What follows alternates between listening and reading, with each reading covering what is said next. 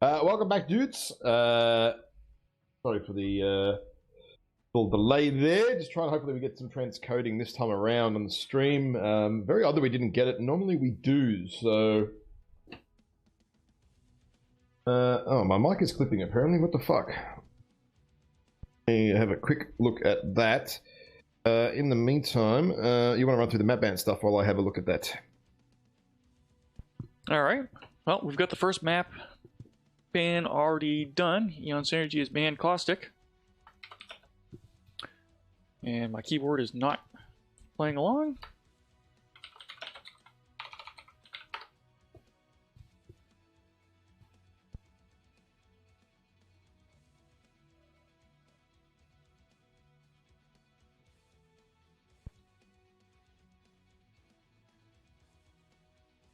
Okay, hopefully that will fix my... Hopefully it'll fix my mic now. We'll wait and see. Okay, it sounded Hopefully. okay today. Definitely not as much issue as in the past. Yeah, Cupid is saying it was clipping then, so I don't know. Not sure.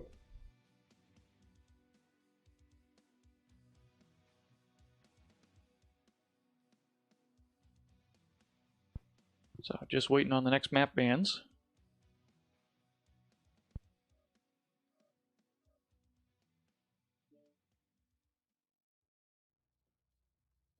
Yeah, okay, the mic is clipping. I don't know what, I'm just listening to it now. I don't know what is going on there. It doesn't sound like it is to you, though. Yeah, I mean, there were a few clips today, but nothing like in the past. Yeah, I know when it was bad the other time. I'll have a little bit of a look. Yeah, what's going on there? Okay, are these guys ready to map ban or not? How do I get back to there? There we go. Okay, map ban is up and running. Okay. Now, I'll be back in 1 second. I can try and change some mic settings over the back here.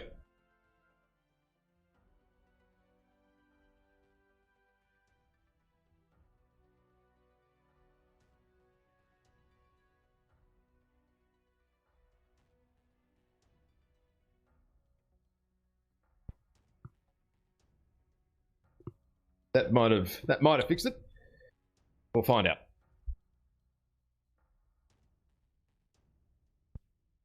Okay.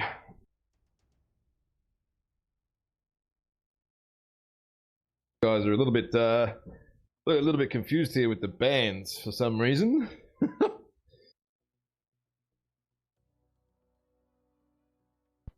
Ah, there we go. Now they got it going. Okay, here we go. Right, where are we? Run us through it, mate. Alright, so Caustic and Canyon have been banned. Eon's decided first match is going to be on Mining Collective. Second match, EMP has decided will be Alpine Peaks, which means if we go to the third match, it's going to be Tourmaline Desert. Ooh, okay. Interesting choices here. Why is no Canyon? Interesting. So Eon is going to be Team 1 for the first drop.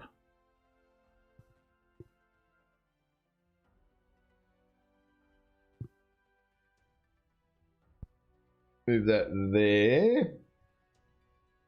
Right, okay. So... No, that's Eon Team 1. Eon of Blue, right? I'm going to get confirmation from them after that. Just because there was some potential confusion before.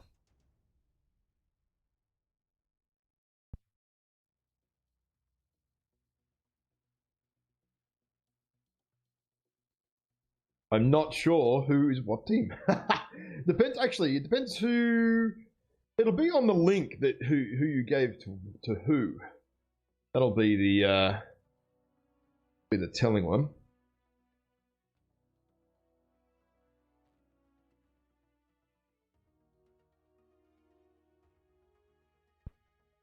Oh, and interesting. I just got a screenshot from Lizzie, and Mapban has apparently decided that he speaks a bizarre foreign language that I don't recognize. Does speak a bizarre foreign language. He's going to kill me for that one. Oh, dear. Oh, well. What is it? I need to know who's thought it was banned. So he did, he didn't intend to pick mining, but he has. Obviously, he has no idea how the map ban works, but oh well, that's just how it goes. If you don't know how the tool works, well, I don't know, everyone else can seem to work it out, right? Gotta be careful. Right, so it is definitely going to be mining. Alpine Peaks, Tourmaline Desert for the decider if we needed to, and I need to finish the picks.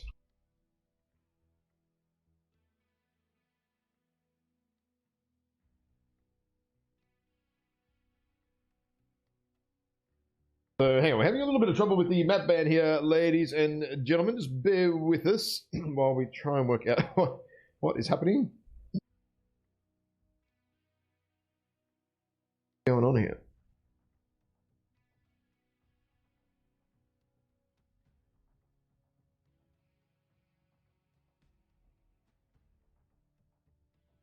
Map ban still works.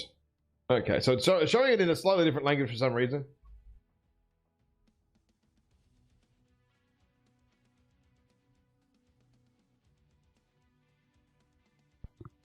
Okay, so in theory, Eon Synergy is Team 1 for drops 1 and 2, Mining Collective and Alpine Peaks. With Yes. EMP taking the Team 1 slot for Tourmaline Desert.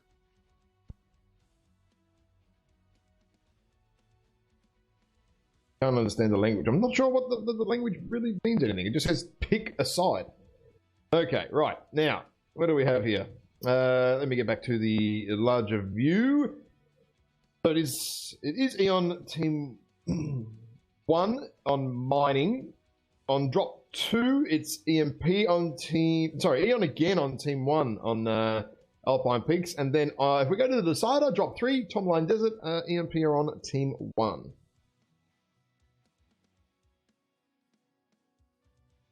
There we go. All right, let's go to map strategy. We also need to change the lobby to Mine Collective. Let's have a look. Map strat is up. I will get things shuffled around.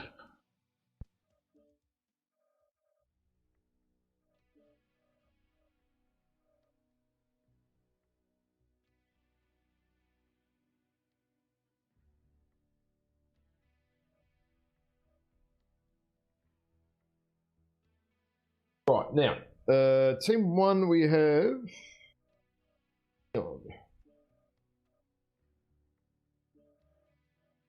Right, let me redraw.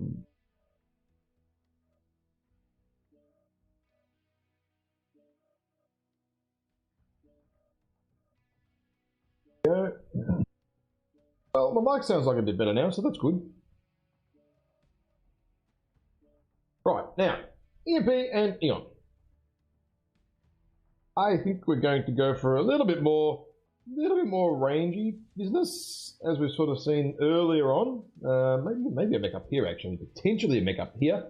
I don't think we're going to see any sort of D-line pushing there. Hang on, we need their 8. What are we talking about?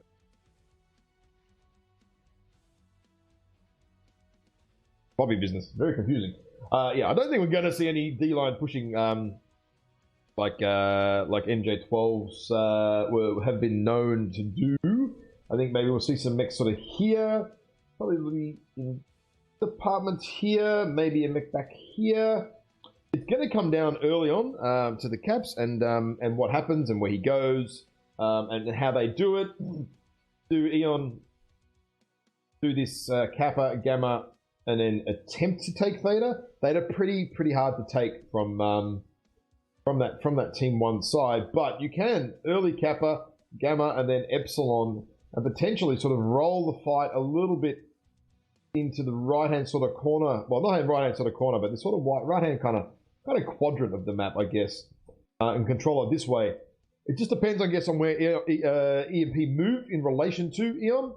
They obviously have Sigma, Epsi, and I feel like Team 2 can take Theta a little bit earlier on, just because there's this little, like I said earlier, this little gap here. Oh, wrong color. There is this little sort of gap here that you can shoot through. Stuff over here as well. You can sort of get some mechs up high here.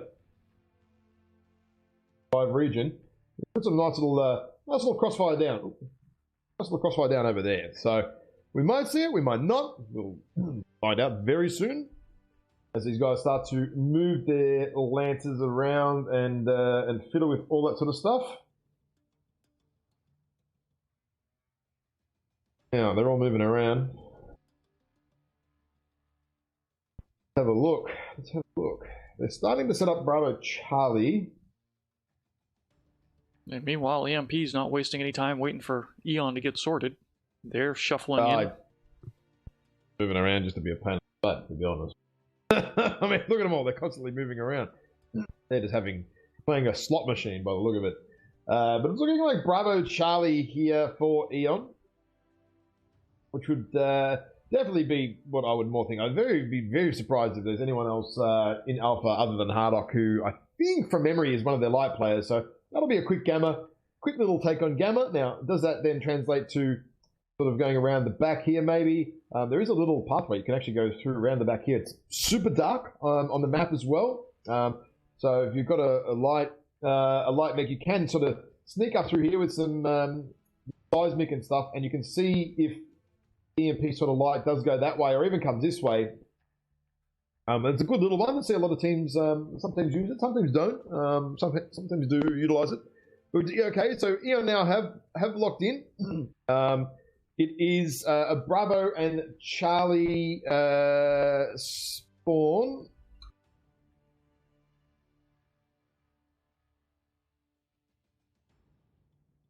Bravo Charlie spawn there, so we're going to see mechs here. Here, probably around about here. Definitely around here. I don't know if Eon are going to put anyone in this Echo 4 spot or not. Traditionally, it's quite strong, actually. Very, very good spot. Depending on what mech and what teams. You've got some eye lines down here on the Theta quite nicely. We will see. We will see. MP though. So I'll just recircle the lances just for home there, so we know what's going on with them. It is Bravo, Charlie, and yeah, so that'll probably mean this maybe a mech out here or around here potentially. Maybe some mix around here as well. So it's going to be interesting to see how this goes down. I think it's going to come down to, again, that map control. Theta, as I sort of said, can be the focal point on the map. But you can divide the map kind of like this way, or you can divide the map sort of this way. So meaning these caps, meaning sort of you control it with these caps here, or you control it with these caps in this direction. Doing it in this way is almost a little bit easier, just in terms of time and distance. Doing it across this way, yeah, can actually be quite a stretch to control the caps, and your light mechs are generally then quite a ways away from the actual fight, what's going on and stuff too, because they have to defend that far gamma or that far kappa point. So that is why we sort of tend to sort of see teams in these regions towards the middle game, I guess, unless there's sort of some sort of larger sort of flank going on. Very rare, although we did see who was it? I read goes the faster or something. Go I think it was on Team 2. Go all the way around the back here or something, and then pick off data in a night gear or something from memory in some of their mining drops. So we might see Dared doing some really cool stuff like that. Got this really good sort of game sense going on there, so that'll be pretty cool. Now it is time to kick off. Fun times. Hell yes.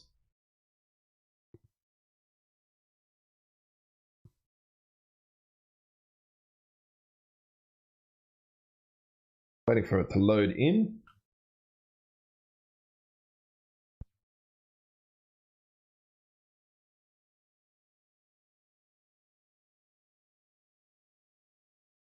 Waiting for the music to start. Ladies and gentlemen, Eon versus EMP for the first and second seed.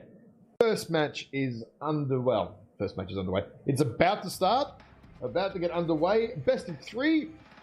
May the best team win. And here come the dropships. All right, I want to run through the what am I talking about? Eon, brain part there. Eon synergies, team 1 side. All right, so we've got Vapor Eagle, Piranha, Sumner, Vulcan, Nightgyre, Mad Cat 2, Urban Mech K9, and Annihilator. Really starting to see some patterns in mech picks. What do we have here on the EMP side? Javelin, Assassin, Jenna 2C, Mad Cat Deathstrike, Cyclops. On the Cyclops here from Mr. Bowser. He's always got some interesting builds going on. UAC 5, UAC 10. Oh yeah, the big boy build. And Grasshopper 5H there for Mr. Goat ER Large. And Reckless with a Summoner. I'm guessing that's UAX if he's moving up that close. Yes, it is. So EMP here. Burrier up here with a sneaky little Urban Mech. Maybe having a little bit of a look to a cap, but bails out of there pretty quickly. Obviously knows that that is not where he wants to be. Theta, strong cap on Theta there from EMP, but EMP have neglected at this point to do anything about Sigma. This could be a little bit of a problem later on for them, although it is only 2 caps each. So right now, not a massive issue. But nonetheless, it could be a problem. We have Eon coming here on the right-hand side here, the Kappa Sigma side of the map, starting to move up, getting a little bit more aggressive. They are spotted. They do know that they're coming up on that side. Very heavy now, actually. They're even moving the assaults up, the Mad Cat, the Deathstrike, what is that, Vapor Eagle, Nightgyre on the left, Lizzie and the Annie as well. What's that Annie there on Lizzie? He's got 6 AC2s, 1 ERPPC. Very, the red's very already down to 70%. That red down to 70. Yeah, I think he copped a burn from a goat. I'm not sure. I kind of forgot what's going on now. Well, yeah, I think it was the goat actually. Got a good little burn on him there. Bowser here sort of backed into the corner, watching his butt because he knows that there's a piranha and an Urban Mech kind of floating around here. So we're now at a 3 cap. EMP now taking Gamma whilst Eon head to Sigma. Red putting some good cap time onto Sigma. They're very important to full caps if you get the opportunity. Very, very important. A lot of people kind of forget to do that, but you know, what happens, part of learning comp and stuff like that. It can bite you in the butt later on if you do not full cap the caps, or at least get the opportunity to do it. Now, little Jenna here. What's he got? Oh, the shotgun Jenna 2C there. All the missiles. Reckless sitting at 84%. Has eaten a little bit of damage at some point. I'm guessing maybe from some ERPPCs or something. We have here Magician here over the back. 3 ERPPCs. Oh, he lost some armor, but nothing really major there. Now, Eon are making a little bit of an attempt to move up towards Theta here. Not all the way there yet. Slowly moving up there. Although one good airstrike would really hurt them right now. Or at least 1 or 2 of them. But not much else happening right now. Just a lot of static trading. In the meantime, though, we do have Darred doing what he does best, going on some absolute Zimbabwe flanks to try and get this Gamma cap point back. But Seleth and Slip and Griff here in the mediums. Oh, Darred doesn't know that they're here, but they know Darred is there now because he's jumped on the cap point. Darred is straight down to 58% already. He's down to 57% now. He is 1 shot away from going down. Oh, and he gets legged and torsoed at the same time from a missile volley from Seleth, and Red goes down on some light shenanigans. He's pulled it off before, but not in this instance. That was some beautiful SRM fire out of Seleth. Yeah, beautiful shot there from Seleth. Really, really good. Denair taking a full volley from Stimrag's shotgun Jenner there to the CT. So it is red armor now. Reckless, 73%. I think he may have eaten a strike, perhaps. Yeah, I feel like it's a strike. He's lost back armor as well. Fairly red on the CT. Getting shot out here from Lizzie in the Annie on the right-hand side. Red CT armor now for Reckless. Neon are definitely being more aggressive now on this right-hand side. They know they need to do something. They need to push up.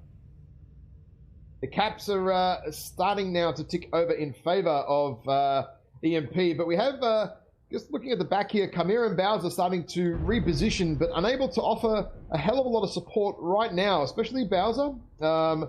EMP guys are almost trading one at a time now, although Sellers on Daru. Daru loses a torso, only has one Ultra 2 left, unless the others are jammed, but he is also CT crit. That's pretty critical there. That's very, very, very bad for Daru there. He's lost all his weapons basically on that Nike. Oh, a strike on Lizzie. A fat strike right on Lizzie's toes there. And it all misses him. Really. That is amazing. Luck there. Only he did get hit though by Bowser. He did take a couple of double taps from Bowser there. But Eon now kind of stuck in the corner. I think it's the D4 region. Kind of stuck in a little bit of a corner here. Not ideal.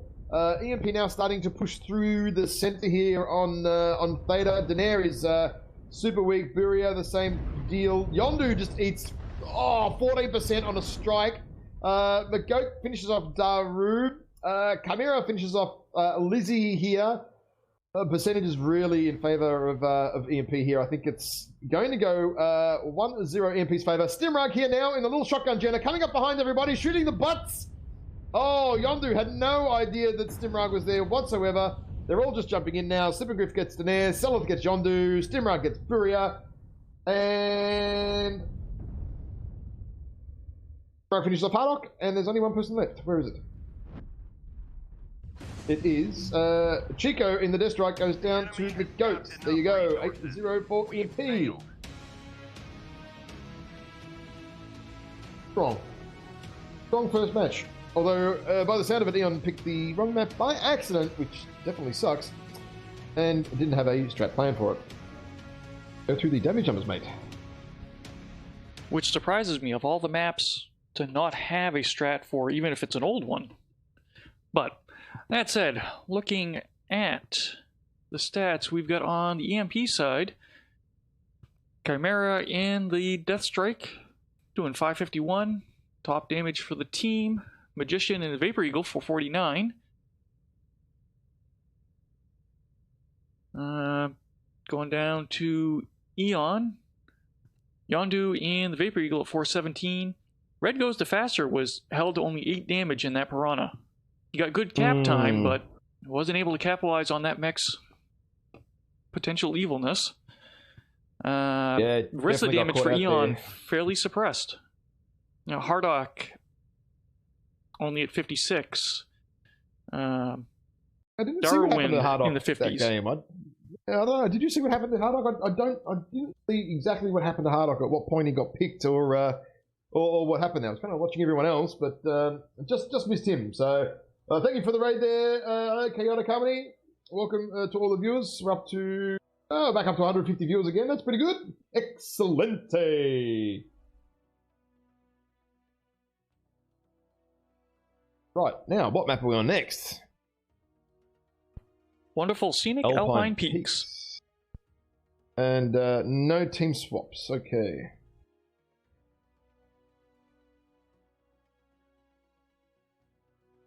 And we need to go to an A server, I believe.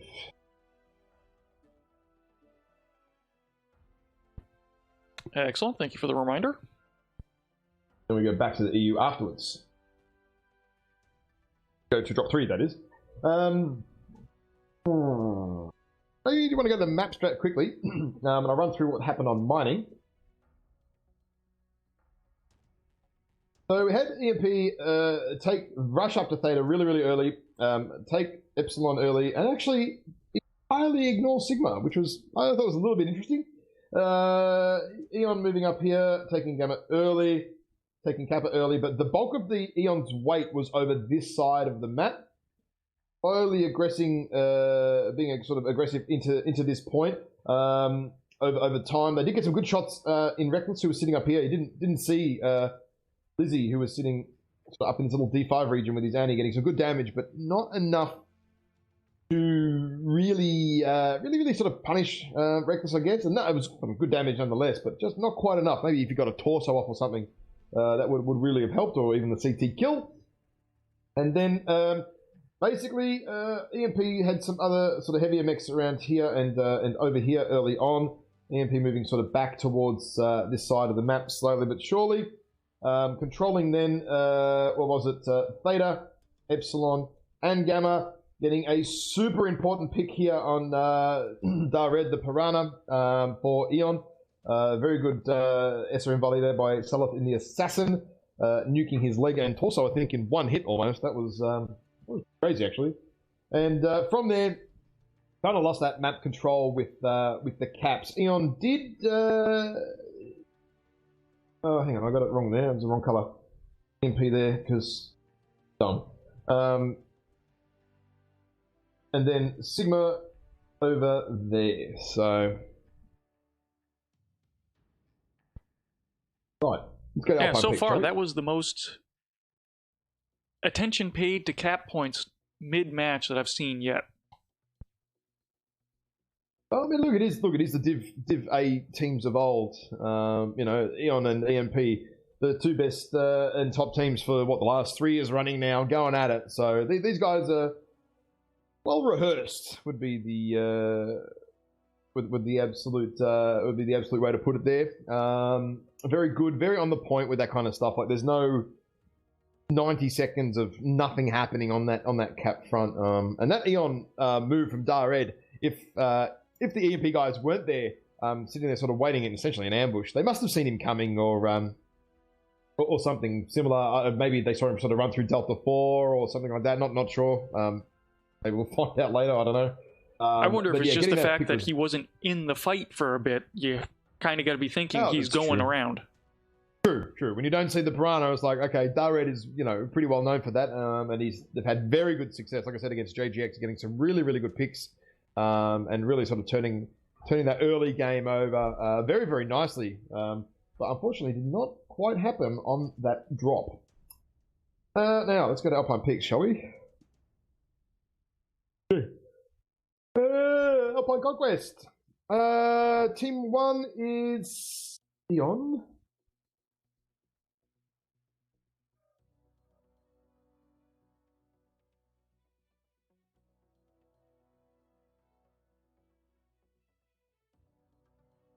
Get to see that. Now, let's see what sort of lances they set up in. This will be important. Again, like we've been over this before. Do they cap Gamma or not? They locked in. They've got a lance, a couple of mechs in either lance, fairly heavy in Charlie, and that's their more tonnage players. Dared is in Alpha Lance. I reckon that we're going to see this game some good attention paid to Gamma, which, like I said from Team 1, it's always pretty important to give you that early extra few tickets, maybe 50, maybe 100 extra tickets over the course of the game. Hard to say exactly how many you might end up with. Depends what EMP do in reaction to it, of course. But that is definitely what is happening. I would say from the Eon side. We'll know in a minute once EMP start to lock in what they're doing. I would say though we're going to see a mech here, a mech in this department here for Eon. And do they take the sort of the ridge over here, or do they sort of move up in sort of this region over here? Usually it's one or the other. It's sort of this, like I said, sort of it's this sort of area or that. You can't really do all of it if your lights are running around doing funny business at Gamma, and we might even see actually. I think what Dared is like. You might even see like an Alpha sort of cap the Gamma and then run all the way around the back here or something, and then try and pick off a back of an assault or something, that would really change the engagement and battle up if he's able to pull that off, and well, he's pretty good at it, so why not, right? We have EMP now starting to move around. 1, 2, 3, 4, 5, 6 players in the lobby. They're missing 2. I don't know what's going on there. I suspect some mech swap outs. Yeah, maybe. Maybe a little bit of a change of strategy. Maybe EMP are like, 1-0 up. Maybe we try something here. Bring a different mech or something. I don't know. Oh, and actually... Even though it is my team, I actually don't really know what they're doing because I haven't paid any attention to it, really, to be honest. Very little attention. I was going to say, it's 1-0, but ultimately this is just toggling 2 places in the seeding matches. So if you want to try something crazy, this would really be the time to do it. Absolutely. Because the impact if you mess up is not horrible. I know both teams want to end up with seed 1, it's the first seed, top of the food chain, all that kind of stuff. Put you in a good frame of mind coming into the finals, being the first seed and all that sort of stuff. But again, it is not mission critical. If one of these teams do lose today, and in the next drops as well, same as the previous drops, we're just doing these just for seeding matches. So it is first and second seed here going at it for that right to that first place. And then the next match coming up we have is JGX versus 228 Blackwatch for seed 3 and seed 4. That goes to the tournament. Well, try and paste that link in the chat in a minute. So the overall tournament information page, which has all the structures and the schedules and all that kind of stuff. I will paste that link into the chat for everybody, and we should be good. Yep, just waiting for EMP to lock in. I think they've got themselves settled.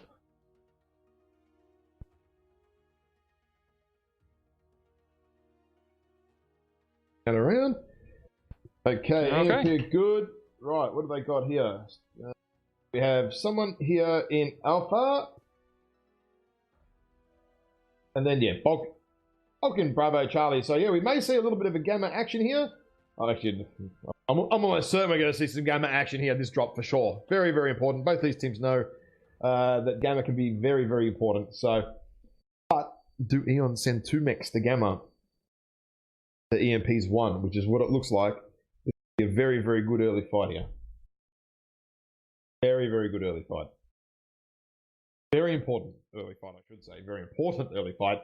Because if EMP do lose that mech, that's a problem. That is going to be a problem if Slip dies early. Now, load in, shall we?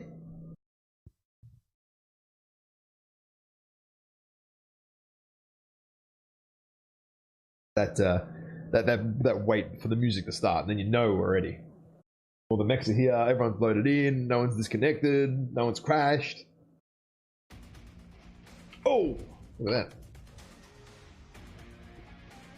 Alright, you want to go to Team 1 and I'll fly to the other side of the map. Alright, as the dropships fall in, we've got Panther, Flea, Raven, Hellbringer, Stalker, Battlemaster, Bloodass, and a Thunderbolt. Daenerys gets my mech favorite of the match for bringing that guy to the It's battle. The 5ST at top dog, eh? So we've got a Wolfhound on the EMP side, Battlemaster 1G, Hellbringer, Blackjack 3, Mad 2C, Stalker, Panther, and Ice Ferrets. Okay, so EMP not bothering about Gamma whatsoever, taking Kappa super early Theta Cap as well. Eon are definitely going to Gamma, as I kind of thought they would. I mean, it's very, very important for some team to crack that. Hardock in the Fleas is already at Sigma. Now he's gonna get that. That is also very, very good. Very, very good early cap there to get Sigma. Now EMP are going to be on the back foot a little bit because Eon are very, very quickly now going to have 3 caps. So Hardock here taking a little bit of damage to his legs. Not anything significant. But now we have, who is it? Is that Dar Red diving onto Gamma? Yes, it is. In a Raven 2X, 3 ER large as well. Whew. It's massive, boys. Suppose you want to make a good trade, that's how you do it, right? So there's going to be a little bit of a trade war going on here. Just a question of who uses their armor, makes better trades, all that kind of jazz over this initial period. EMP sort of starting to move more to the left-hand side of the map here, towards sort of the Sigma side of the map, I guess. Not a hell of a lot else going on otherwise. Bowser doing some wide Zimbabwe flanks here in the Ice Ferret. I was trying to get closer to Sigma here, but not able to do anything. EMP definitely know that they need Sigma soon, having no Gamma power at all. Oh, McGoat just missed an airstrike there. That was very, very close. Very close indeed. Now on the top of the hill here, you got Darred and Buria here on the top of the mountain, being very annoying. I mean, that's got to be near max range. But what you can do though in that Raven is you get vision over pretty much everywhere on the map. So, ooh, EMP now being significantly more aggressive here on this left-hand side. Obviously, these guys know that it's coming. With having that Raven and stuff on the top of that hill, and also Buria there in that Panther. But Sigma's where it's at right now. This is very, very important. Reckless is down to 87%, and so is Chimera. I feel like they might have eaten a little bit of a strike there, potentially. Reckless getting annoyed by that dude on the top of the hill there. I think he's going to go try and shoot him back there. Solid sitting at 83%. Eat a strike maybe. No, just some general damage. Bowser sitting at 85%. Not too bad either. Not too bad. Lizzie though in the Bloodass. What happened to him? Like he's eating a strike or something. Where is he? What's that? Five ER large on the Bloodass and the torso orange. Sorry, the torso is red. Oh, the torso is open there on Lizzie. Lizzie's torso is open, so he's got to be super conservative now. Because he is yellow to orange on that torso at that blast, but at Epsilon. Does not want to lose that torso. That's very, very bad in the Bloodass. The Nair here, 71% in the top dog with 4 ER larges. Yondu shooting some walls there. Trying to paint the snow. And shoot Mr. Bowser. So Mr. Bowser is having none of that. He hasn't been hit yet at all. Stella's sitting at 59% though. This is not good. I think he ate a strike by the look of that. The way the damage is spread across his body there at Sigma. A little bit more trading now going on here at Sigma. Chimera eating some more damage here. Spread though, 65% overall. Oh, Daru just sitting right in a strike and just lost what was that, 12% on his mech or something from an artillery strike. The Nair also torso open now as well. Let me have a quick damage report here on Lizzie. No change on that torso at all. It's got to be very, very careful. But look at Darred. Look at Darred over here in the back. He's starting to move up towards Kappa.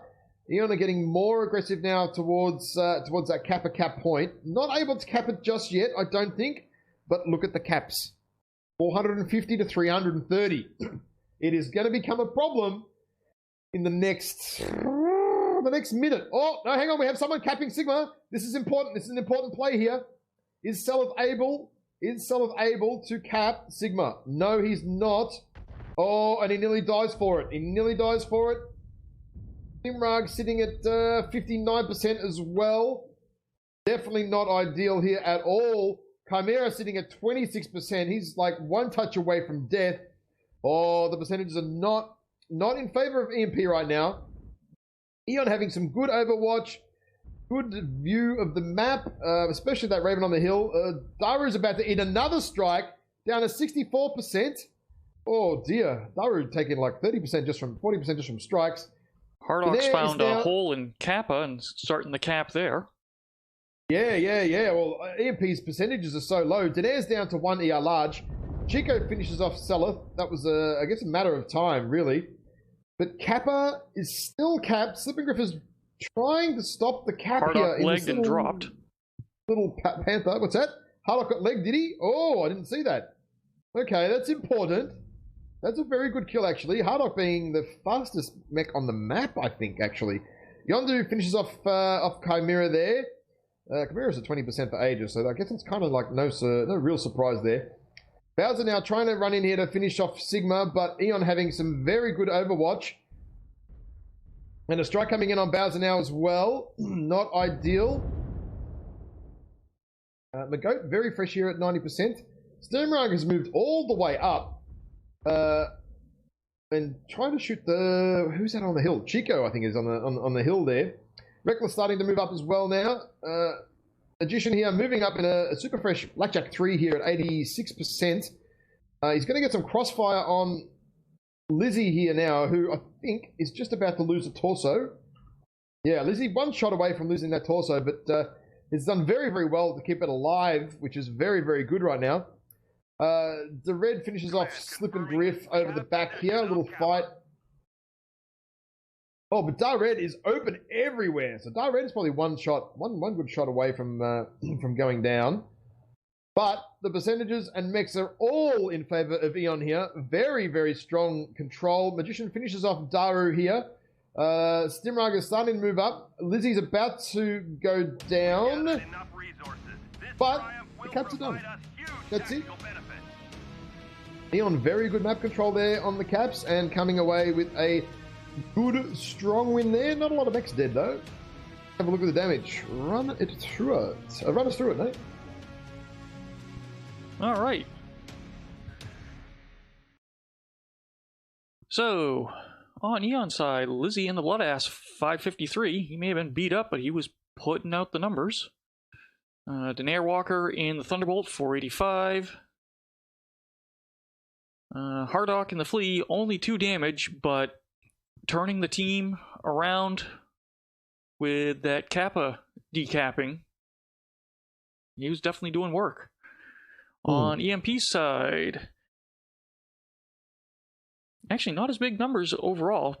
More spread. Bowser in the Ice Ferret, 448. Chimera, 373 in the Stalker. And then low to mid 200s pretty much from there. Seleth in the Wolfhound being the standout at only 37 damage, but he was mostly tied up dealing with that Sigma cap. Indeed.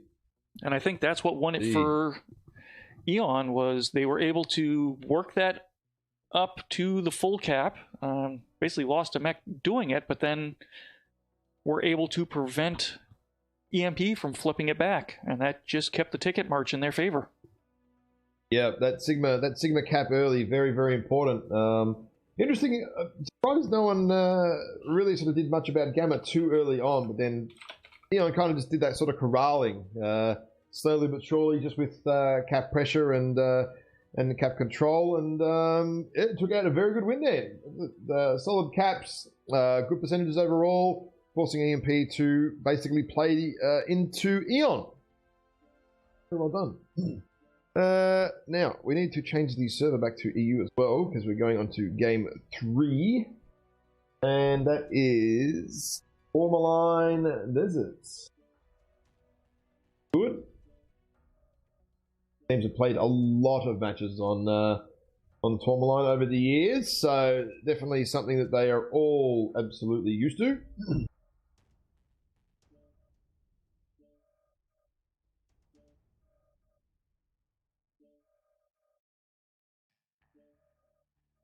Swapping the teams around now. While we're waiting, do we want to do a couple of giveaways? Oh, I like giveaways. We haven't done that in a while. Yeah. Let's do some giveaways then. One will be... What have I got here? Let's do a mech bay, shall we?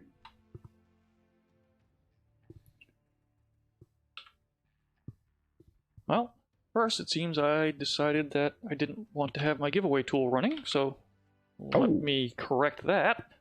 That's okay. We can wait a couple of seconds for that to pop up. So make sure you're in. You're tuned into the channel, guys. That's how you get in on the giveaways. I've got a few to give away. I've got some mech bays, some MC, a couple of premium time codes, and the all-important, I have 50 GSP code. I have one code to send out. So we'll do that towards the end of the stream. That'll be in about an hour. So what's the first item we're giving away? The first one is a mech bay.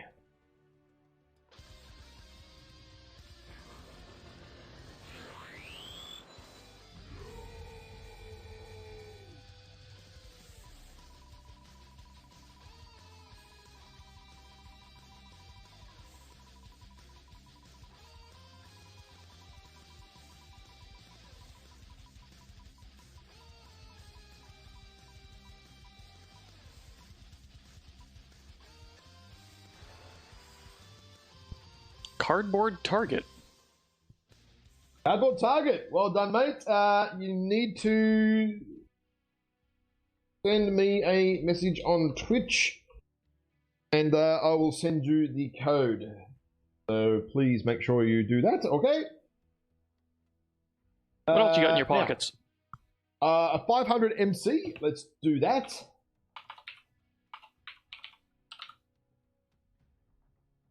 Yeah, 500 MC, we'll do that.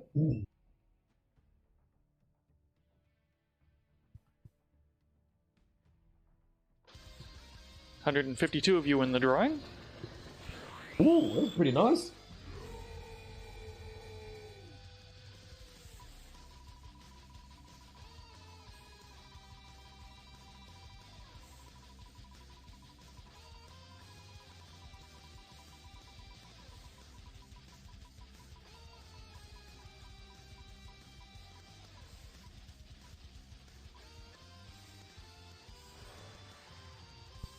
Okay, Dark Templar 114. Dark Templar. Write that down.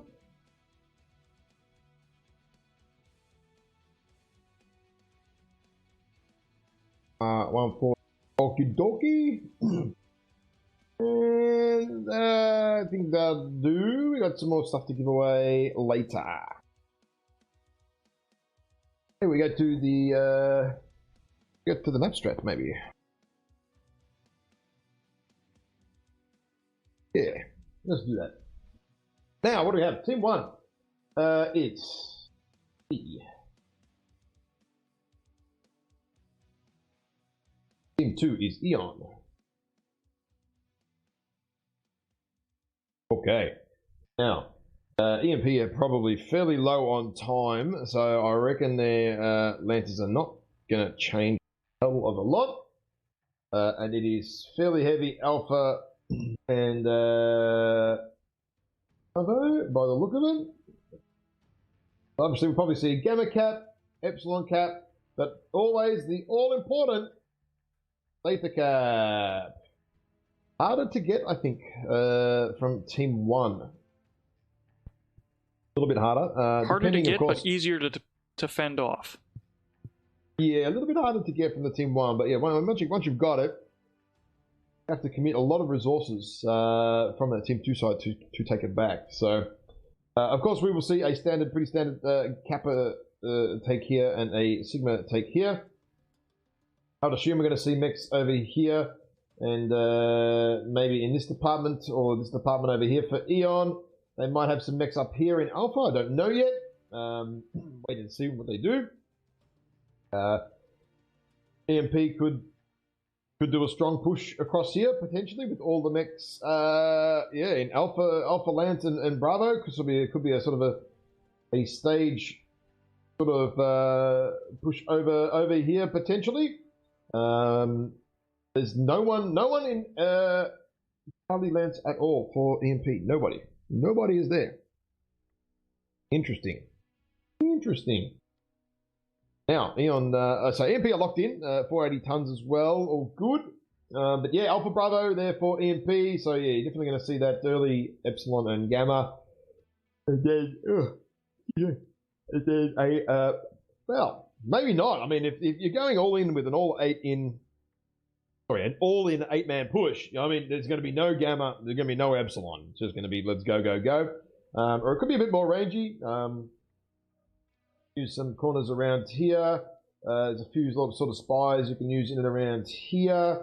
And so, like I said, same deal. You've got some spies around here and some other areas where you can do some long-range business and map control stuff from the side as well. I think this is one of the more, not as in the map isn't symmetrical by any means. Say it's, I'd say almost mining is a little bit more symmetrical in some ways, but this map's got a lot of little things going on, a little bit of nuances across in both areas of the maps.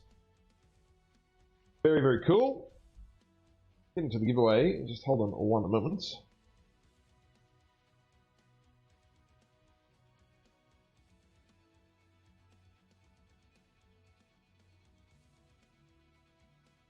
Okay, Eon is starting to move their lances around now. It is Bravo Charlie.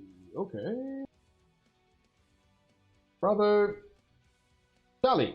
And they've got Hardock in Alpha Lance, so I'm going to place a fair bet that Eon are going to go an early Theta and a slow Gamma Sigma, and then, yeah, essentially control Theta as quick and as early as possible. Again, Theta always very important.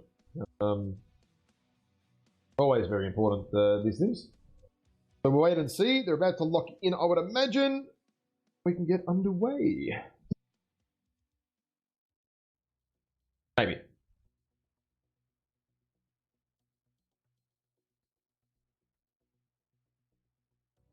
What's on for your weekend? Your Sunday tomorrow? Right? No. Saturday afternoon. Well, we're finally transitioning to proper fall here, so prepping the house for winter. Prepping the house. Oh, as in you get snow? Oh, yeah. Oh, okay. So we don't get snow here, basically anywhere. Yeah, we get snow, so I gotta prep four-wheeler and snowblower. I gotta bring some stuff in the house. Oh, okay, right. We had a lovely 20 degrees Celsius, whatever that is in Fahrenheit, I forget. But overnight last night, I had the doors open, the breeze blowing in. Oh, that would have been lovely. I've actually been able to do that in 6 bloody months, I reckon. Amazing. Oh, Eon locked in. Oh, shit, been too busy talking about our weekend. And here we go, Tourmaline Desert. Now, this map, I can't touch anything until the music starts. I have to be very careful. I have to remind myself so I don't get the damn spectator bug on this bloody map. It really gives me the shits. Wait and see.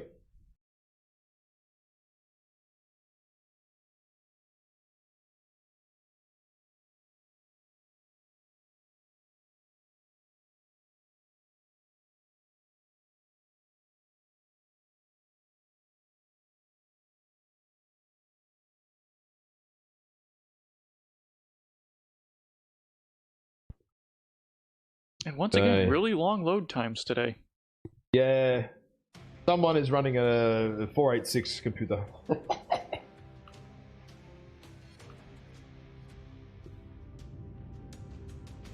Right, now the mechs have almost loaded in. I can see them flying in. I'm not going to touch a damn thing this time, because this is the worst map for me. Bug out. Okay, right. Now, are they going early Theta here for the mechs? Yeah, look at that. Hardock straight up to Theta, called it. Going for that super early cap on it. Very, very hard to defend. And AMP slow to get in position to counter it. Yep, very, very, very slow there. But AMP sort of more looking to take the wide areas of the map. They have two caps apiece right now. Oh no, almost two caps apiece. Two caps apiece in about 3 more seconds. There we go. We have gained Epsilon. Now, Reckless there already at 91%, 90% actually, eating some heavy damage early. The Reckless. Oh, a lot of it's to the CT there as well. is under enemy control. Good strong strike there on Yondu though, down to 90%, I believe. Oh no, missed him, I think. Oh, it might have been, oh no, he's just taking some damage from someone else. I didn't even see who it was. So Eon once again have a 3 cap. Not super problematic yet, but it will be if what happened last game, where everyone kind of fluffs around for a good 2 or 3 minutes now, and then nothing kind of happens. So wait and see what's going to happen here. This is down to 89% already. We've got Stimrog here moving up on the corner in the Incubus towards Theta. He will actually be able to get to Theta and take it. Because if you look at Daru, have a quick look at Daru. He's off looking at the right-hand side. Oh, shit! Daru goes from 95% down to 64% from a single airstrike. Oh, that is huge. And there's another strike on Daru. He hasn't seen it yet. Oh, what's going to happen here? Daru goes from 60 down to, only 64%. Oh, geez, he was lucky there. Oh, that could have been another 30% off his mech. Now, Daru is in, like, some serious structural pain. Still got a bit of armor, but not ideal at all. Lizzie's about to eat a strike here too, I think. Yep, 81% down to 69%. 69 for Mr. Lizzie there. In the meantime, Stimrog has been able to creep up to Theta. He's taken a bit of damage on the way there, but nonetheless is about to flip that cap. Very, very important. But look on the right-hand side here. Look at the right-hand side. We have Hardock, Buria here. Slippin' Griffin, Selleth about to go at it. It's a, what is it, a three or four man movement here against 2 mechs. This could be very, very strong and important play here. The end result could be the winner or could dictate the loser of this match. Let's see what happens as they move in. There's a lot of UAVs up. Slip and Selleth popping UAVs as if their life depends on it, or maybe they're in a nightclub rave and it's 3 o'clock in the morning there and they're popping other things. I don't know. But the team is starting to move up here. McGoat is maybe unaware. The lights are all behind him. Oh no, he's just turned around now. I've just seen him turn around. He knows they're coming now. But the fight is on here. EMP need to get back. They need some mechs back here to support. Magician's here too, but it's all strong, hard DPS mechs. EMP are going to be in a little bit of trouble here. Chico in the Warhawk is moving up. Walks through an airstrike. Loses about 15% for his troubles.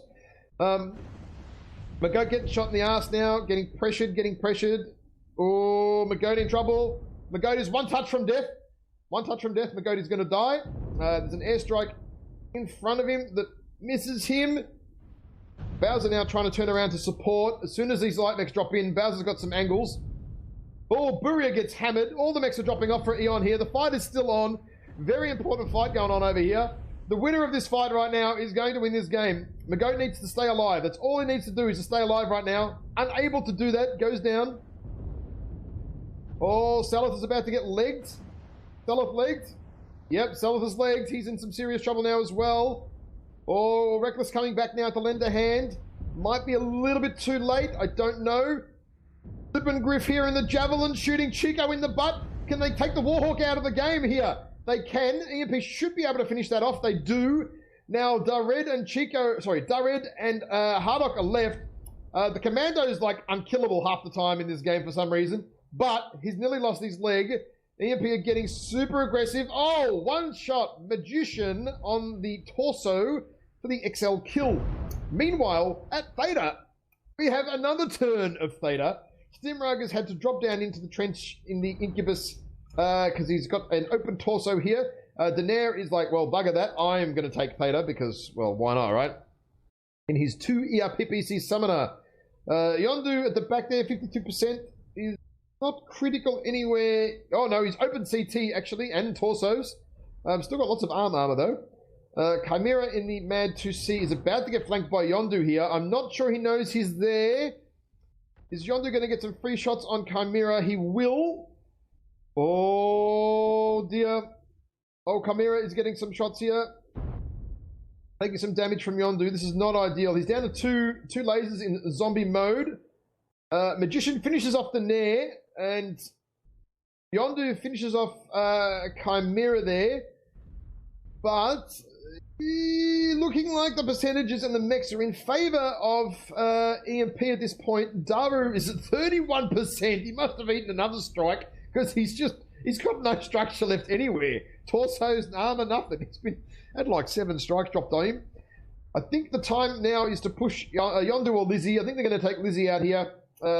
Lizzie sitting with 1 ER large, standard engine. Lizzie goes down to Reckless. Yondu and Dared are kind of like the only guys alive. Yondu is dead. Yondu's dead. No, Yondu's dead. Nearly. No. Yes. No. Yes. No. There. Yes. Now he's dead. And now it is just Dared left, who is on Bowser. Bowser is 1 touch on the rear CT from dying here, and Dared manages to get him down. 1 last kill, but I think it is going to go the way of EMP for this drop, even though Salah just died. Because EMP are on a cap war, or a cap race right now. 1 mech is going to Sigma. They have another mech on Kappa right now.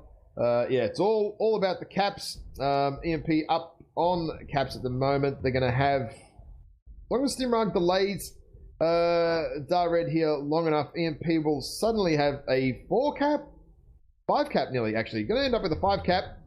Dared trying to finish off Stimrag here. Stimrag running away. Very, very chicken little going on. Run, boy, run. There he goes. He's off and running. EMP now have a 5 cap, while Stimrag is delaying Dared, and that is going to be the game. Going to be the game. Although we just have to wait another 10 seconds for it to... Okay. Awesome. Good stuff, actually. Good stuff from both teams there. Very good team. That early theta control there, very, very good. Who was that from? By Hardock and Eon there.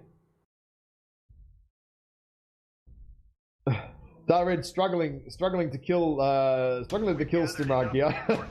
Everyone's having a little bit of a chuckle about it there in the chat. Run through the damage numbers, because I am going to have to go and run through the Discords to let all the teams know that we're ready to go for the next drops. Well, soon. Okay. So on the EMP side, Bowser blistering out 741 damage. That Mad Cat 2. Chimera 570, Reckless 508. You got Stimrog, Seleth, Slippengriff, all doing high 300s, low 400s. Magician 289, McGoat 189, so good numbers all around from them. On Eon's side, Dared sticking around the longest. Tough as nails, 544 damage, and that Wolfhound surviving to the end. Lizzie 530, Yondu 337, Chico 314, Daenerys 201, Rio and Hardock putting in over 100 each. Good round out. Well, there we go. EMP take the drop 2-1 to take first seed over Eon, who are now seeded number 2. Alright, time to boot these boys out of the lobby, and I will start to...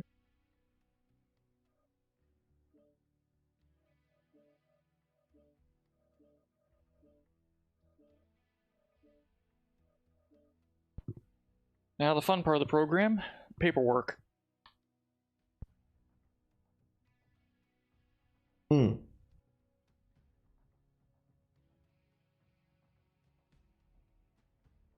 Yeah, just bear with me while I sort this out. Maybe we do a giveaway while we wait. Yeah.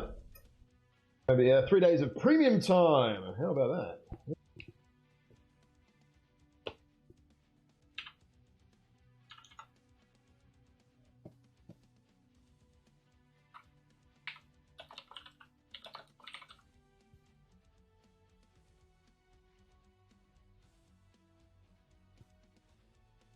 And for those catching that I had the scores wrong, I'm aware of that.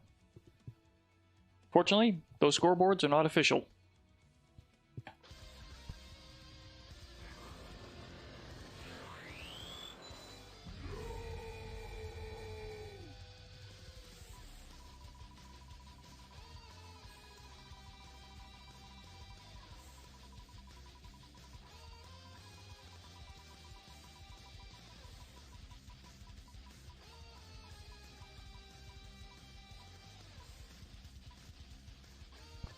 Meanwhile, Draven Cult 666 is the winner of 3 days premium time. Okay, let me write that down. Draven Gold 6 6. Is it space or not? Let me have a no space. No spaces. No spaces. Draven Colts, okay, he needs to send me a message on Twitch. Now, who are the team leaders that I am grabbing? I will get you the answer. Maybe we just go to a couple of minute intermission, then while we get the teams into the lobby, and then we can start drop match number 3.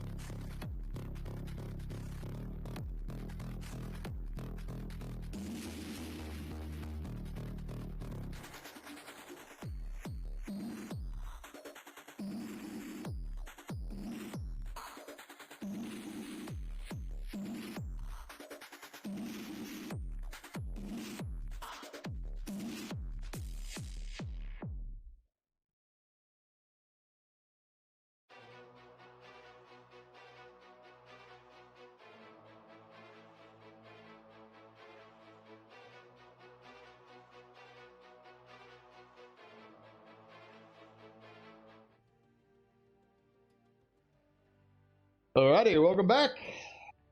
228 Blackwatch and JGX are slowly driving into the lobbies, and then we can do some map banning and all that fun and games. You want to run through the lobbies, sorry, the map ban and what they are doing. Alright, so that's the prior map ban. So, already got some bans out of the way. JGX has kicked out Caustic Valley. 228 Blackwatch has kicked out Alpine Peaks. The first drop is going to be Mining Collective. Just waiting now to see what drops 2 and 3 are going to be. Okay. Mining again for JGX. Interesting. Caustic and Alpine are banned. That's also really interesting, actually, for these two teams. Caustic just doesn't seem to be popular in general. No, it doesn't. I know people are sort of scared of Lermageddon and whatnot, but I kind of don't think it'd play out that way. Not against the top teams, at least, anyway, to be honest. Okay, so Canyon Network will be second. Tourmaline Desert will be third. Now we just see who's going to be Team 1 and Team 2. Yep. Drop 1, Mining. Canyon drop 2. Tourmaline drop 3. Have we started off on Mining every drop tonight? We have, haven't we? Yeah. Okay, it's pretty interesting. So at what point do we get streamer prerogative and make them change? For interest's sake, you're all on Caustic Valley. That would be pretty funny, actually. Oh, and they're going to make life easy for me. That looks like 228 is going to be Team 1 for the first drop, so I'm not swapping anything. Yep, and for the second drop as well. Look at that. We don't have to do anything. What about drop 3? Maybe nothing. Maybe nothing at all. This could be cool.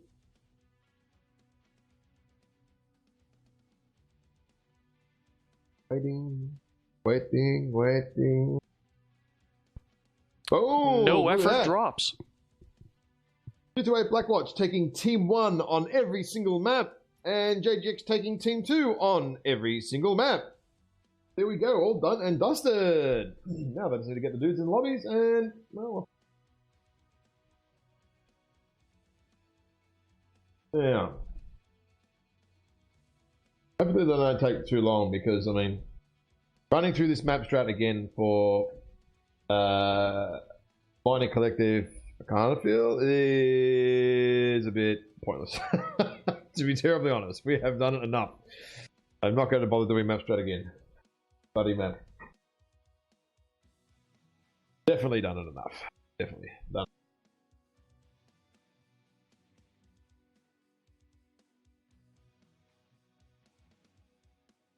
Node. Perfect. Okay. Well.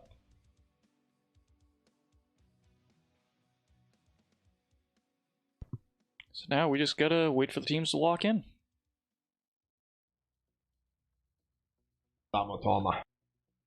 Start my bloody clock so we make sure that they're on with this.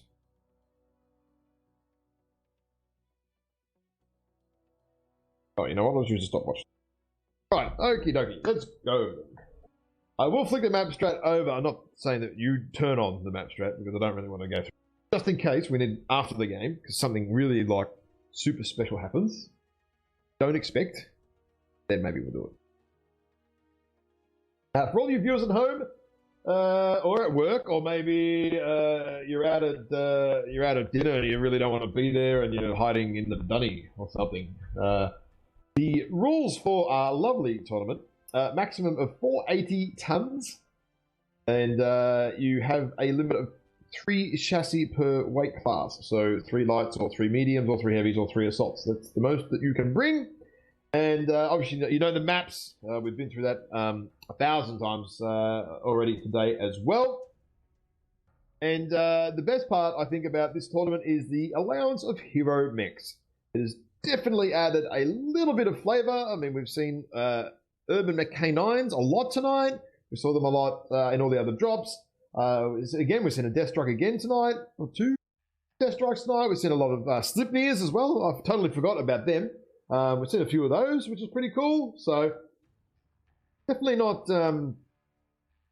unbalancing the game or matches, so to speak, but just allowing a little bit more of flavor, because sometimes the heroes can do occasionally something slightly different to the other variants, and it just makes it interesting and cool, you know. So I think it's a really good addition that we've done here this year with this competition. So, and we trialed it or National Olympiad, or it was the other one, I forget. We tried it during one of the other competitions, and it worked out pretty well. So props to the admin team and everyone who came up with that idea. That's pretty good. JGXs are all nearly here. 228s look like they're nearly ready. Ooh. Oh, excuse me.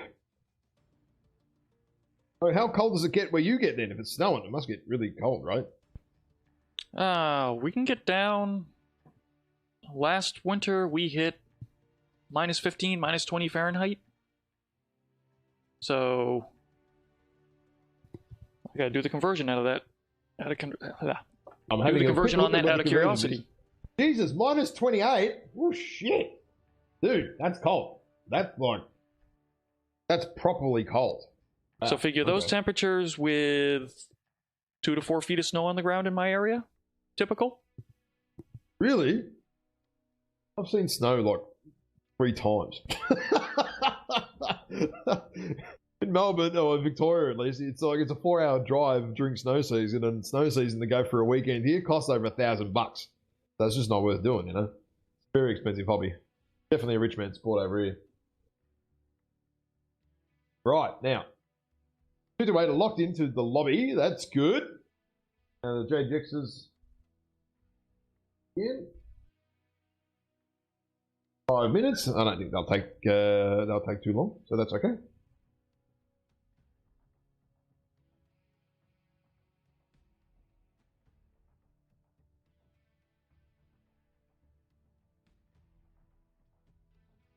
Oh, hang on a minute. What am I doing? Why not? Sorry, the codes are not sending out via Twitch. What the fuck is?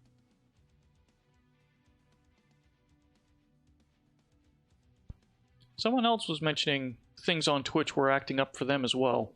Yeah, Twitch has been very strange since this stupid GUI app tablet-like update. Things are just not working. I don't know what's going on. Anyway. Right, so maybe we do go to the map strat very quickly. Very, very quickly. We've got Eon, 228. After using it 20 times, more than that, I'd get it right. 228 here. AGX. Over here, we have Heavy Bravo Charlie. 228. Very heavy Bravo Charlie, which kind of expected, I guess. And looks like it's, at this stage, Heavy Bravo and Charlie for JGX as well. Also kind of unexpected. It's just a question of what happens. Do we see what we've seen in all the other games, where sort of this Team 1 side sort of makes their way over to this sort of area of the map, and then sort of gets up and gets in and aggressive here, while the other team kind of doesn't, or not. I mean, Eon did kind of go the opposite way. Yeah, Eon did go the opposite way actually. This kind of went across later to Delta 4 to press EMP, but it didn't quite work out for them on that front. And hey, look at this. Everyone's locked in. Hey, happy days. Let's do it. Let's just launch it. Let's launch it. But they still have like 3 minutes on the clock. I know, right? Yeah, literally. I'm just looking at my clock here. It's like 3 minutes. Like, oh, okay. All right, Mining Collective again. Here we go, everybody.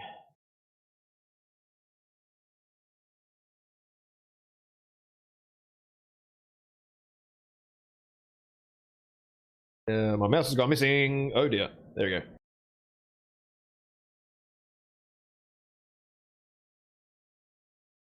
Okay.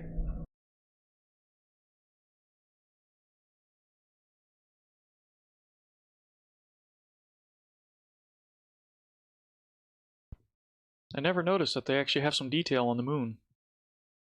What moon? Oh yeah. You know what? I've never looked at that either. Honestly, I've never looked at that before. It's like there's a crater, like an asteroid's kind of hit it or something, or is there like a city in there? I don't know. I can fly to the moon. No, you know what? You can't actually fly to the moon no matter how far you go. Oh, that's no fun. Command coming I in. tried to fly to the moon. It's taken me like 15 seconds to come back to the map. I think I went a bit far. Don't Okay, get Team lost. 1, what do we have? All right. On Team 1 side, we've got a Supernova, Grasshopper, Vapor Eagle, Warhammer 2C, Blackjack, Javelin, Sumner, and an Arctic Wolf. Team 1, the JGX guys. We have Summoner, Commandos, Cyclops, Annie, Phoenix Hawk, Vulcan, Piranha, and a Blood Asp. They're a pretty similar deck from, was MJ12 or something? I forget. Look at this JGX going for a hard Wolfpack here to Theta early. Oh, wow. Look at them, there's four of them up here. Wow, look at that. Theta is at already. Wow. Not mucking around whatsoever there. In the meantime, though, 228 just said, well, we'll just take Epsilon. Well, you know, if you're all going to sit up at Theta and Sigma, we'll 3-cap you. And that is what they have done. Not exactly sustainable for 228 to keep doing this, because it's very wide, but wait and see. 228 is starting to rotate a little bit out of their position here on the left-hand side. Wondering where they're heading exactly. Oh, look at that. Crispin is in a Warhammer 2C Bludgeon. 4 ERPPCs. Really? Really? That is an interesting choice of mech there.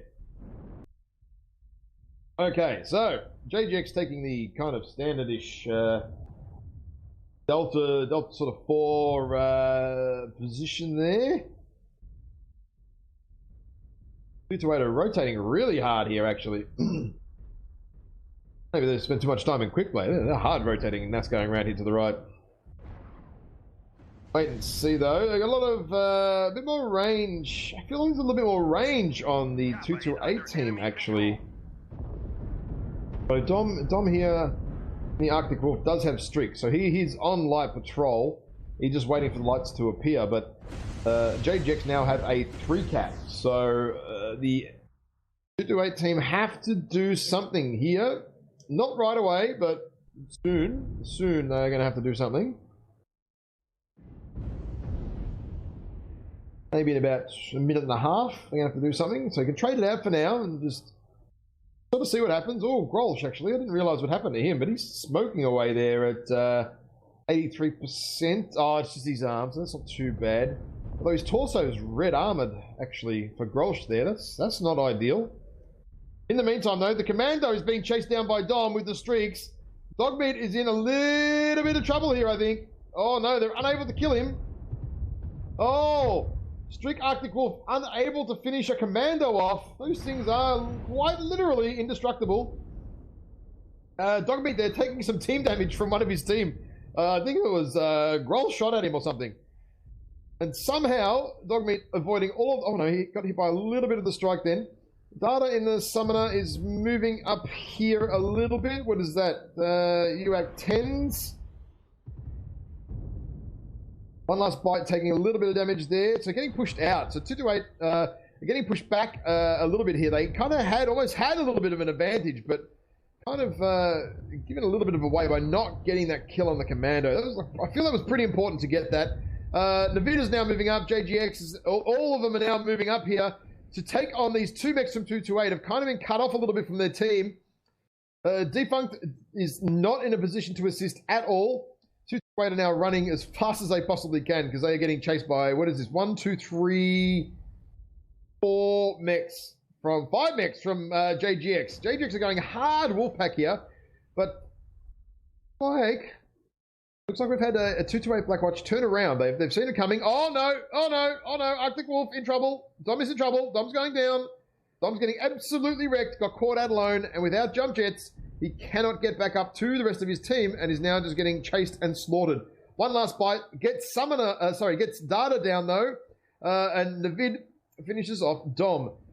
I'd almost say that getting Data down was probably the better trade for them at this point. Losing the Arctic Wolf, not all that critically important. A lot of the 228s here are very protected by cover. Defunct is trading across the map, not electing to shoot the lights here at the moment. Getting scared off a little bit, the JGX guys. Oh, Navid taking some heavy shots there. 61% now. He's open back. Legs are orange and red armor.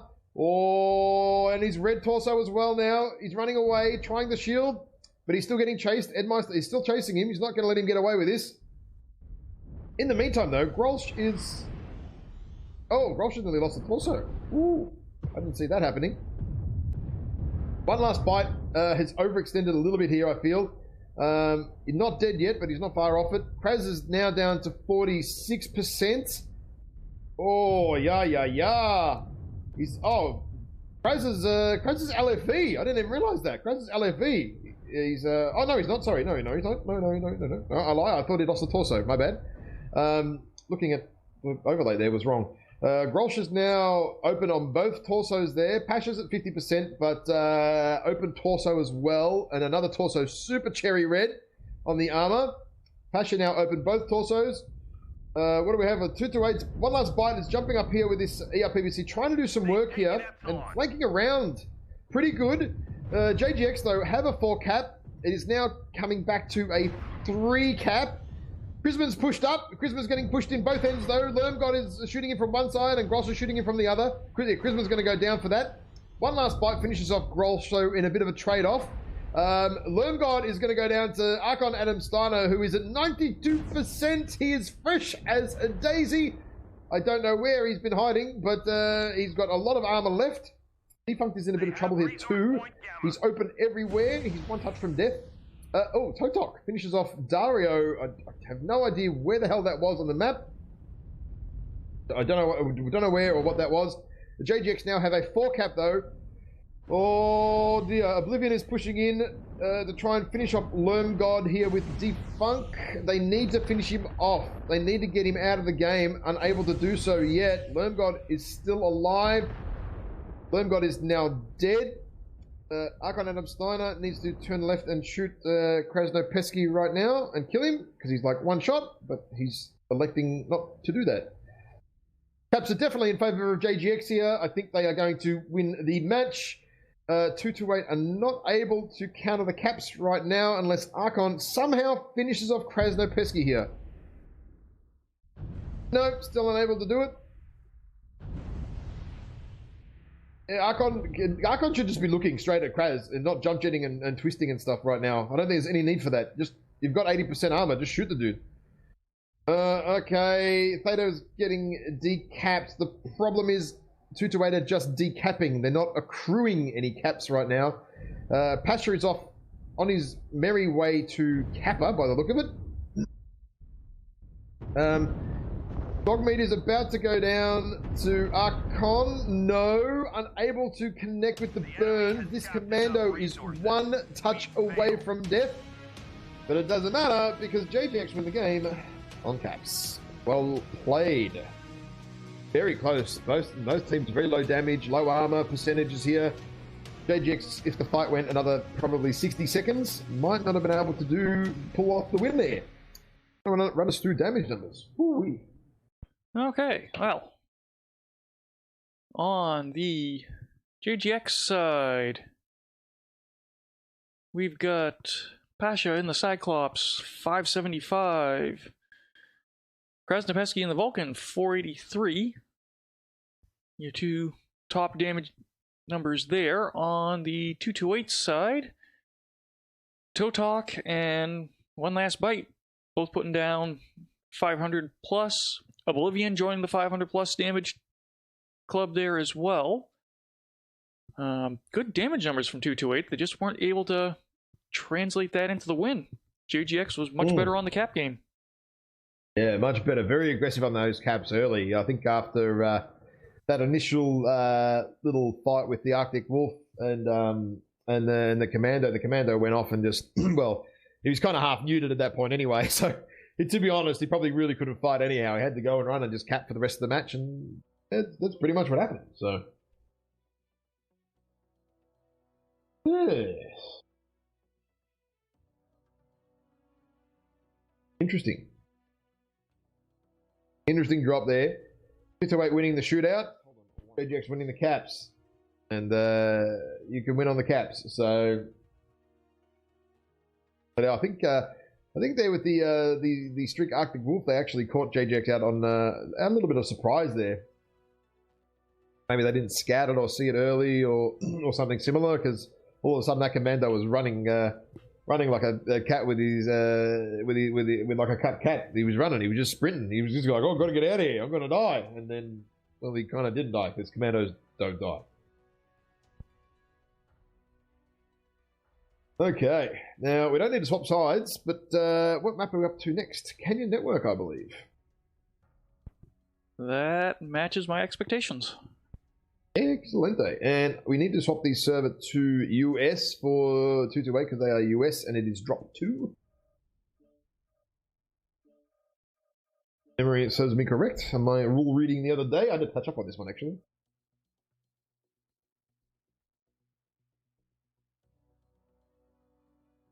Now, Canyon. We haven't done this before. Yeah! Yeah, A little excited, are we? Canyon. Oh, sorry. No, we did do Canyon earlier, actually. We did. I lied. Right. We're going to do some scribbling on a map strategy. Right. 228 on the top. Team 1.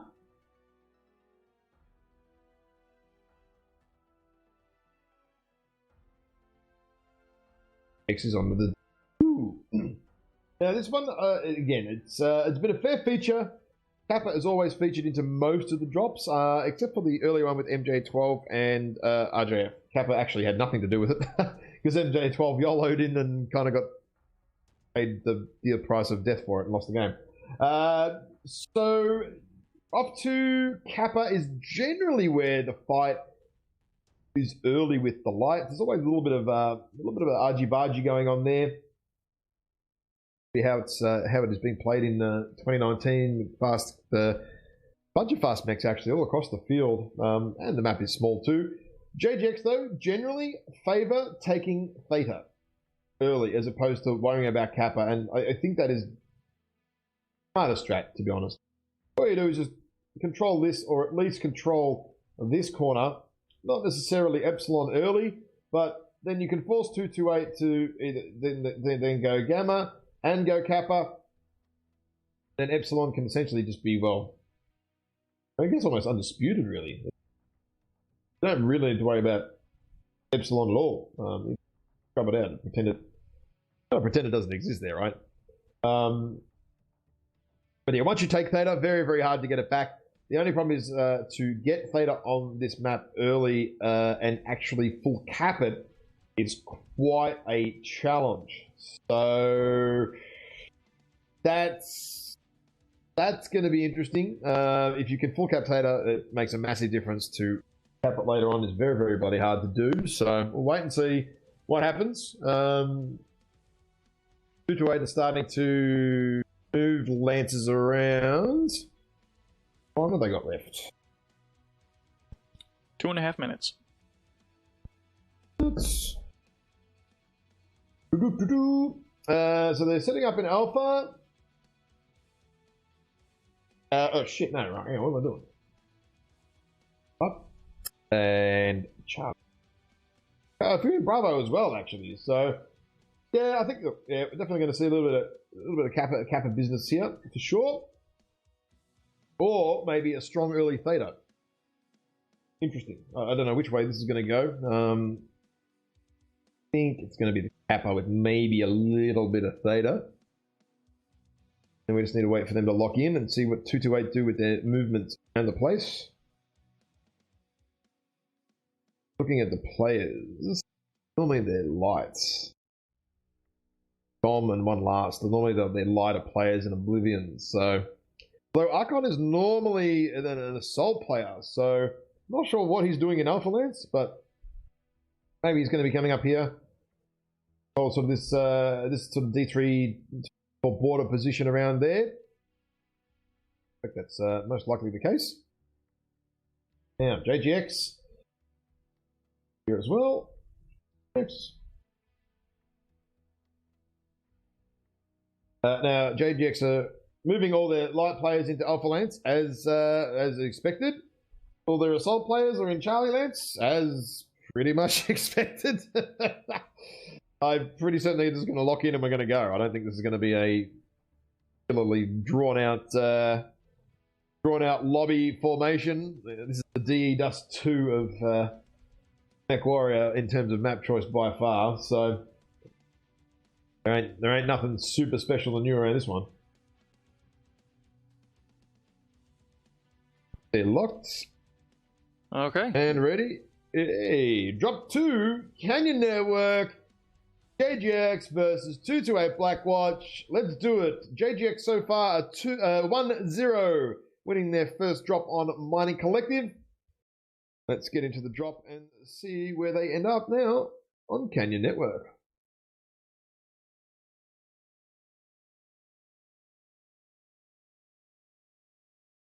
Go to 3 drops or not? What do you reckon, mate? What do you reckon, chat? What do you guys think? Is it going to go to 3 drops or not? I don't know. I'm not sure.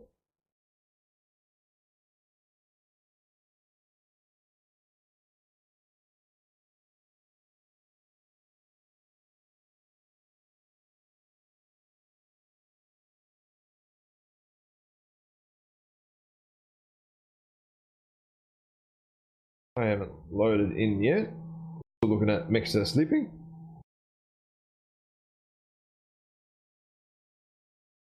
Have you got music yet? I haven't got music yet. There it is. Oh, there we go. Okay, yeah, there we go. Sweet.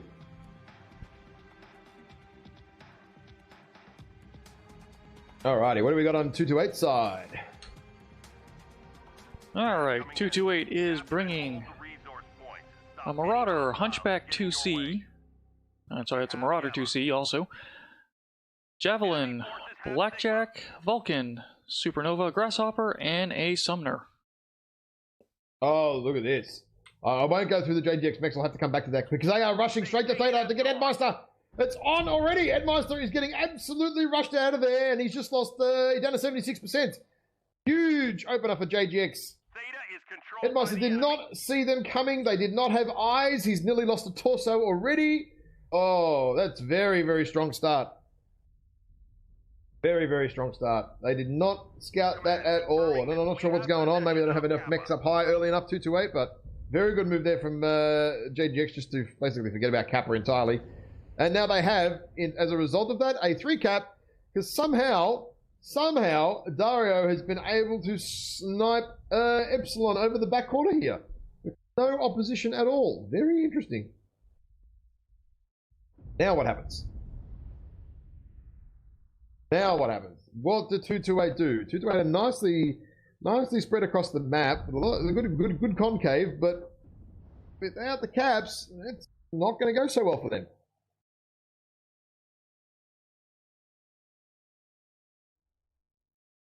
Okay. A lot of long lasers. Sorry, was that? I say, it almost feels like they think Sigma might possibly be weak. Yeah, Sigma traditionally is. You know, once everyone sort of moves up, you can kind of come around the back and sort of back cap it. But look at JGX lights. Look at them all. They're all coming in here, and Navid and Dogmeat and stuff, and Kraz and stuff. Oh, the medium. Sorry, they're all coming in. They know not to leave that Sigma open. That is where that rear push is going to come from. That rear cap, the kappa, is always a problem. Always a problem. Well, not always, but a lot of the time it can be.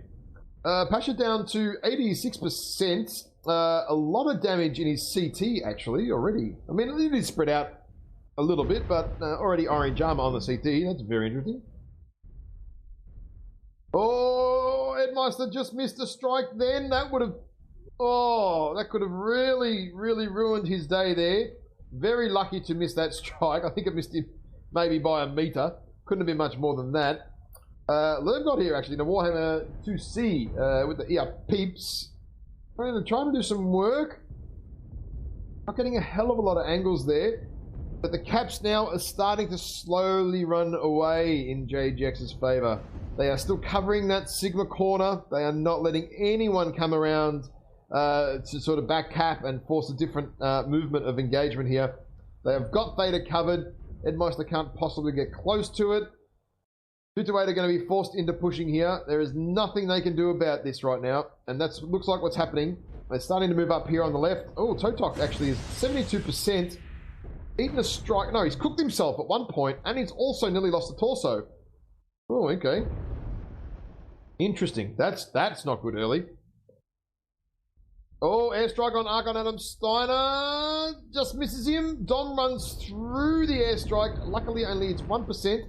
In the meantime, though, they're starting to push up here on the left 228. They know that they have to push. They can't they can't basically leave this alone. They have to do something. One last bite needs to be careful not to overextend here. Needs to wait for the rest of the team to arrive.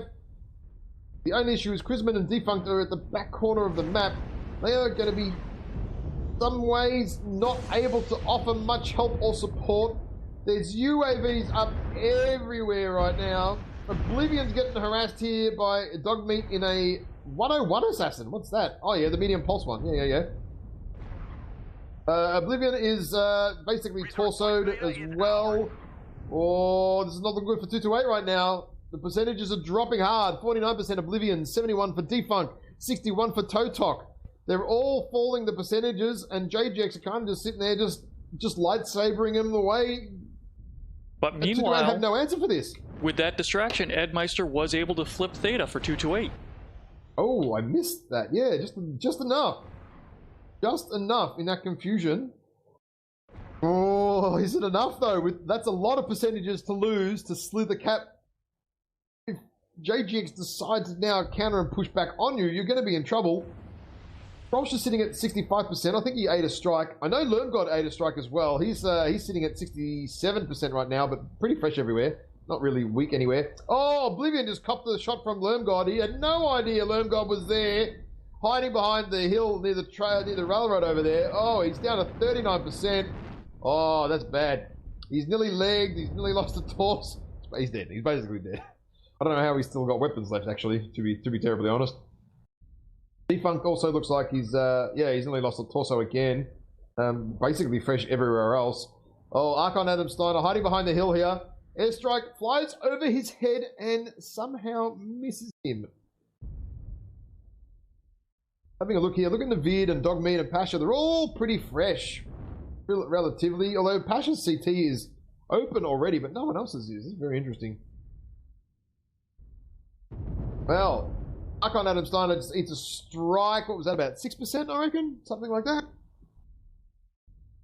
That caps are now coming back into 228's favour, but Blackwatch are unable to stop this Theta cap here. They have not seen it, could not react quick enough, and JGX have decapped it. Oh, that's enough. That is enough. Decapping is all they needed to do. As long as 228 are not getting and accruing any more tickets than JGX are, then they're going to win. And JGX now have the map control once again. Kraz is lurking on this corner, right? He's waiting for a kill, waiting for 228 to come back because they need to cap Theta, and everyone knows it. They know it.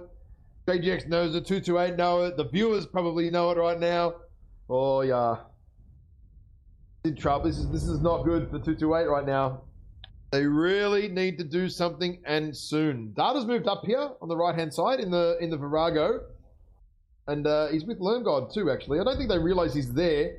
One Last Bite knows, because One Last Bite was trying to maybe do some funky Epsilon business, but he's been caught out over the back there, trying to make something happen. Oh, there's a fight on. Here you go. They're on Dom now. Dom in the Vulcan is in the trench, getting pressured quite heavily there by Dario, who dives back onto Theta. I think that's JGX's cap. No, it's not. No, 228 have neutralized it. Oh my god. Krisman finishes off Ed Meister. Sorry, Lermgod finishes off Ed Meister there. Krisman is sitting on the cap at 80% and is now down to 50% in a matter of about 3 seconds. I think this is starting to snowball now. 2 to 8, they've got a lot of low mechs, and JGX are basically all fresh. Look at this, 62%, 71, 64. Pasha finishes off Dom. Navid finishes off Oblivion. The next kill is but a second or two away, I feel like. Dogmeat and Archon are going at it. Archon blows himself up. Dario finishes off Krisman. Kraz finishes off one last fight. And now it is just Defunct left, who is one shot on the torso away from death. Kraz going to come finish him off, I think. Yes, he is. And there we go, 2-0, JGX defeating 228 Blackwatch. The enemy has capped enough resources. We've failed.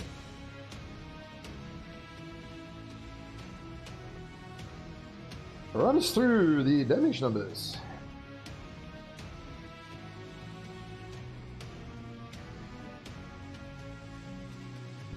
Okay, JGX Ooh. with the win. Grolsch in the Annihilator, 624. Lermgard God in the Warhammer 2C, 580.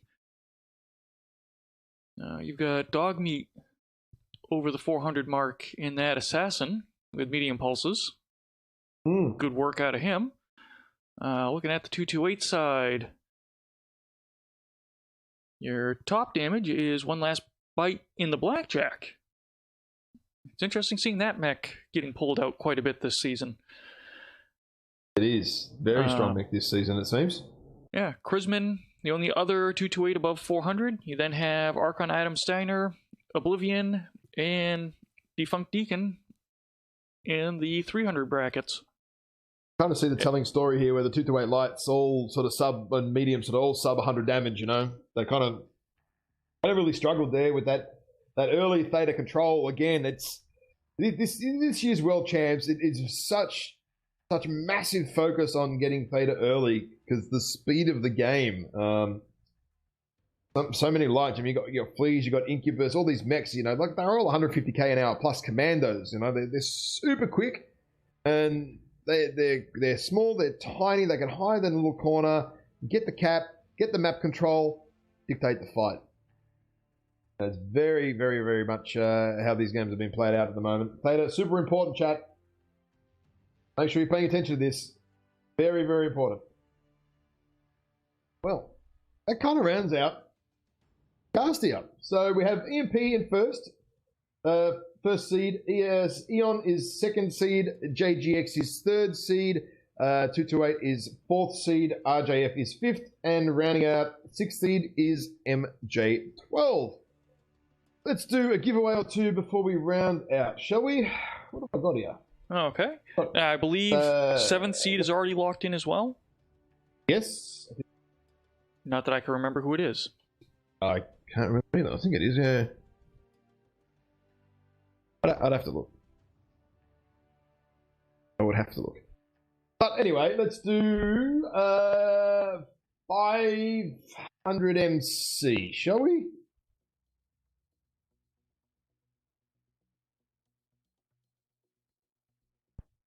Yeah, we're up to 154 of you active in chat. 168 viewers, awesome.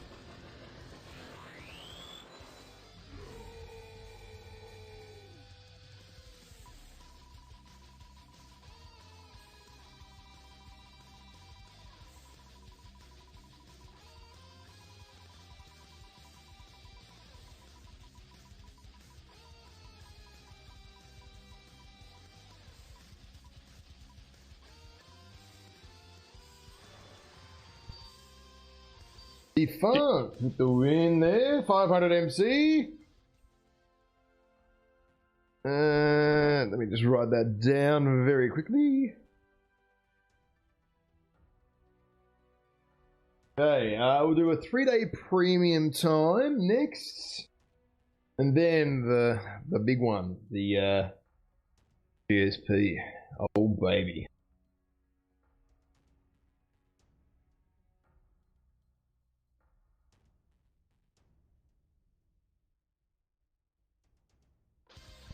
162 now.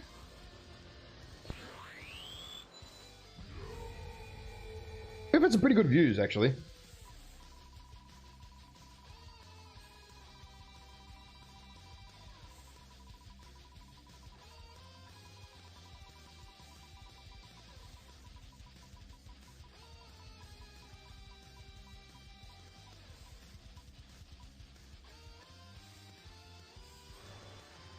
Ooh, Kilakuda. Congratulations, sir.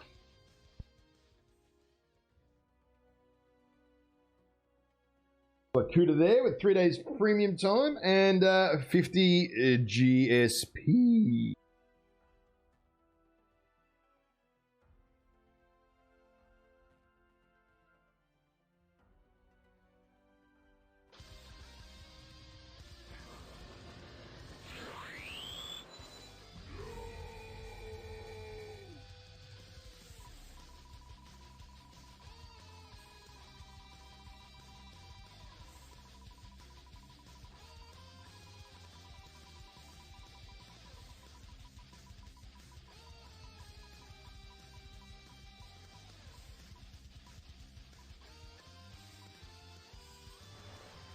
And Sea Thrill rounding it out there, 50 GSP. Make sure you message me, guys, and I'll get you your codes. Might not be immediately, it might be sometime later today, but as long as you send me a message on Twitch, I will sort that out for you guys. Thank you, everybody, for tuning in today. We're sitting at like 170 viewers, 180 viewers on average, up and down. It's been amazing. Really good games from all the teams. Thank you, Mr. Curlon, for doing all of the mechanical stuff. Much appreciated, because I fail at it. But thank you, everybody, again, for tuning in. You can support the tournament on the Matcherino. The link is in the chat there. We get to $2,500. I will wear a pink bloody tutu on stream and whatever while we do the matches. So don't forget about that important thing, which everyone seems to want a bit of.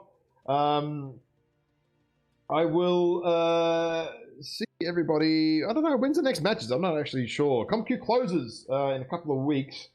And then we will move to the semis, I think, in about 6 weeks or something. So thank you guys for all tuning in. Really, really appreciate it. I hope you guys enjoyed the cast. Sorry for the minor technical problems at the start. I thought we'd kind of got past a lot of that, but apparently we hadn't, so that's all right. I'll make sure my mic is right next time. Make sure you click the lovely follow button there on the Twitch so that when we go live you get notified, and all the follows help. Any bits, subs, donations, all that sort of stuff as well goes back to the prize pool as on top of that too. So make sure you're getting in there, supporting the tournament. Make sure you jump on the Discord as well. Guys, until next time, thank you very much. Hope you enjoyed the cast. See you later, Mr. Kellon. Evening, sir. See you guys.